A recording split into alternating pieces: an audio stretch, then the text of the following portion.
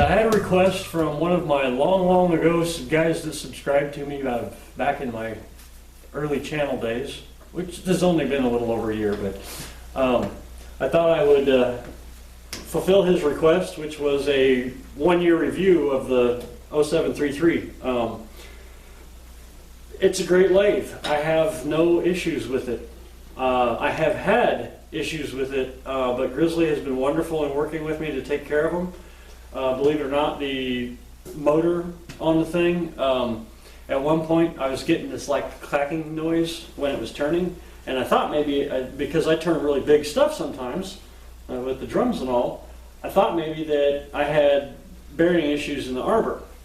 As it turns out, no, there was something in the motor itself going click, click, click, click, click. I took the belt off so that it would eliminate any possibility of noise coming from the arbor, and when I ran it, it still went clack, clack, clack, clack, clack, clack, clack, so it was the motor.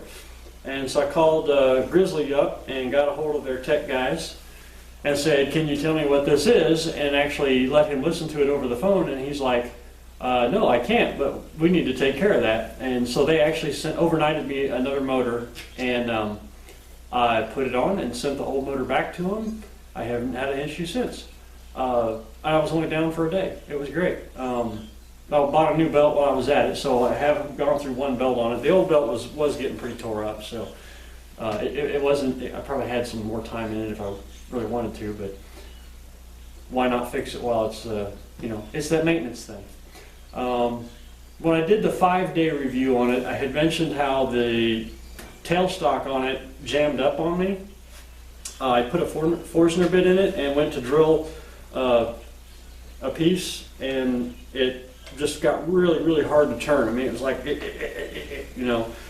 and so I took it all apart and greased everything up, put it back together, and it was okay. It was still turned kind of hard, but not bad. But it wasn't like when I first got out of the box and you went and the wheel just kept spinning. And then about 2-3 days ago, I actually took everything apart again and cleaned it up, and had found out that in use, as I was backing this pinch bolt, that's the quill stop, I had been backing it out too far, and it was biting the edge of the hole as I put it back in and causing little nubs to form. And those little nubs were rubbing on the inside of this, which is why it was hard to turn but not impossible. So I took a file and filed those nubs all nice and clean off of there, and I'm in the habit of keeping the bolt in the right place now. And then I wiped all the grease off of it and put graphite powder on it for lubricant instead of the grease, and as you can see, works great again. So happy with that. It's all about, I guess, learning all the different aspects and the best maintenance procedures to use.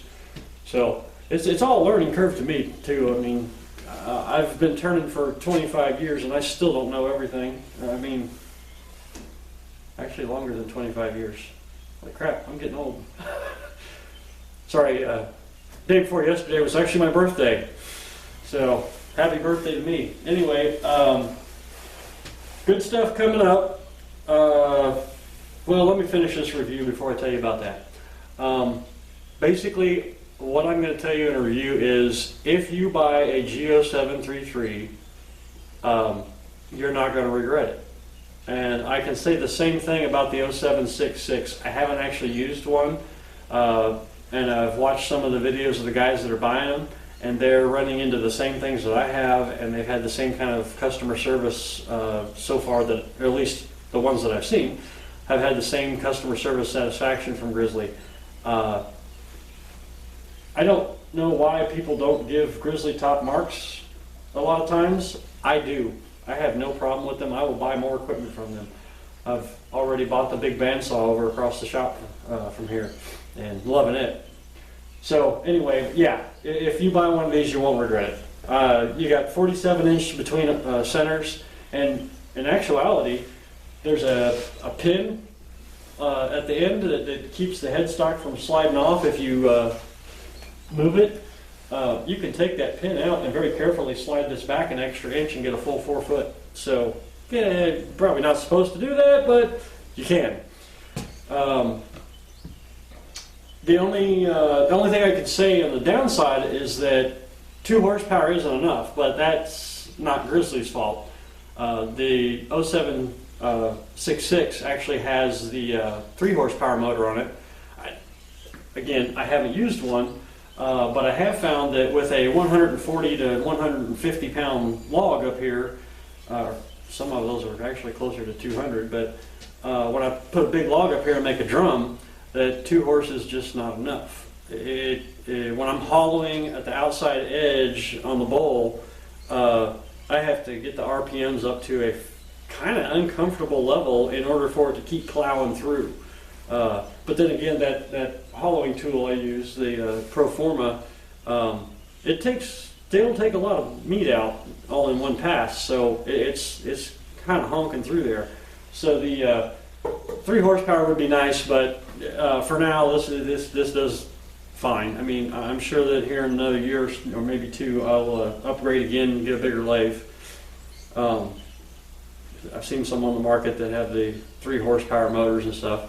Oh, I should mention this. The VFD on this, when I have a big drum up here, there's a braking system in the VFD. It emits a DC current in reverse to the motor, so that it like slows it down. Now when you got something small up here, it does fine. But when you got something big like the drums, when I'm first roughing them out and I stop the lathe to check it out, what'll happen is the motor actually acts as an alternator and sends the current back to the VFD, and it overloads the VFD, and the VFD freezes up and won't do anything. All I have to do is turn it off and wait 10 seconds, 10 to 12 seconds, and then turn it back on and everything works fine. It's a safety system inside the VFD, so it's not like it's a big deal. It's necessary. However, if I could figure out the codes to get into the VFD, I could change the program in the VFD to have a longer wind down. Instead of 10 seconds, maybe 60 seconds, and that would give me time for the drum to spin down a bit before it shuts off that circuit and then overloads the VFD. If at 60 seconds it should be moving and slow enough that it would not overload the VFD. Or 60 seconds would give me enough time to stop the piece with a chisel or by hand or whatever, depending on how smooth it is at that point. And then, of course, it won't overload it. But 10 seconds is trying to stop a 200-pound log, that's pushing it. But that's no fault of Grizzlies. That's just the way that these are designed and pre-programmed. I wish they had one on there I could program. Unfortunately, they apparently lock them with a code or something, and I can't get into it. I have the book on how to do it. Found it online. Amazing place online. You should go there sometime. Kidding. Okay, so big news coming up. Here in the next 7 to 10 days, because I've already ordered it, I'm getting a new tool, and it's so big I have to put it out in the yard. It's not going to be in here. Besides, it makes such a mess I wouldn't want it in here. I bought a sawmill from Harbor Freight, and we're going to put it through the paces and see what it does. So be kicking around looking for that here in the next few weeks. We'll probably do a unpacking and setup video, and then maybe some videos of it cutting, of course, and then depending on how it works, it comes with a 7 horsepower motor. And for what I want to do, because most of what I'm going to be cutting is hardwoods, that 7 horsepower motor is probably okay for like pine and stuff, but here in the Midwest and in this area of Kansas, there's not a lot of pine for me to be cutting down and cutting up into lumber, but there's a whole lot of hardwoods. And I don't know that the 7 horsepower motor is going to be enough. So, just so happens, from an old sawmill that I picked up from my cousin, I have a 16 horse twin. The sawmill I picked up from my cousin was never in operating condition, but I have that 16 horse sitting over there. So I'm thinking, you know, maybe some modifications could happen and we could make a 16 horsepower Harbor Freight sawmill. But that'll be after I've used it for a while and judged whether or not the 7's enough. So, I mean, I figure if I take the 7 horsepower motor off there, I'll just turn it like, you know, might make me a little go-kart or something. But if the 7 horsepower works out, I guess I could make a 16 horsepower go-kart, right? Anyway, so be looking forward to that. Not going to do any turning this week. Just to let you know, we've had 65 and 75 degree weather all week. I woke up this morning and there's 4 inches of snow on the ground. I'm like, what the hell? Oh well, welcome to Kansas. So, you guys have a nice time. I recently hit 1,600 subscribers. I think it was 1,600. Maybe it was 1,500. I forget. But wow, thanks. I mean, I didn't know if I'd even get subscribers when I started this journey. I did break 100,000 views in the lifetime of the channel, so that's pretty awesome. And thanks, guys, that keep coming back and watching. And Matt, this was your review. I hope you're happy. So anyway, have a good one, and we'll see you in another week or so.